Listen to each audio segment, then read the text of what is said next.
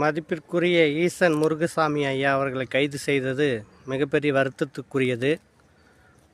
அதே போன்று இந்த தருணத்தில் கறிக்கோழி விவசாயிகளின் போராட்டம் இவ்வளவு தீவிரமாக நடத்த வேண்டிய தேவை இல்லை. ஏனென்று கேட்டால், பொங்கல் திருநாள் அன்று கருநாள் அன்று மிகப்பெரிய இறைச்சி வியாபாரமாகும்.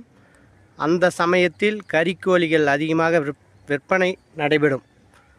ஆனால் இப்பொழுது இந்த போராட்டத்தின் காரணமாக கறிக்கோழி பண்ணையாளர்களுக்கு மிகப்பெரிய நஷ்டம்.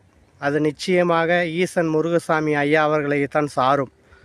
ஒரு விவசாயிக்கு நஷ்டப்பட்டு ஒரு போராட்டம் நடத்தி அதில் வெற்றி அடைவதில் எந்த பயனும் கிடையாது. விவசாயிகளும் நஷ்டமாகாமல் அந்த போராட்டத்தை நடத்தி அதில் நாம் வெற்றி பெற்றால் மட்டும்தான் அந்த விவசாயிகளுக்கு நன்மை.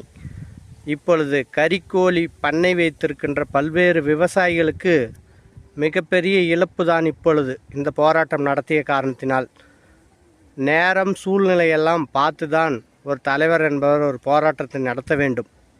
இனிமேலும் இது போன்ற விவசாயிகளுக்கு நஷ்டப்படுத்தி அந்த போராட்டத்தில் வெற்றி பெற வேண்டும் என்பது மிகப்பெரிய வருத்தத்துக்குரியது. இதையெல்லாம் புரிந்து கொண்டு தலைவர்கள் செயல்பட வேண்டுமாய் ஒரு தொண்டனாக கேட்டுக்கொள்கிறேன்.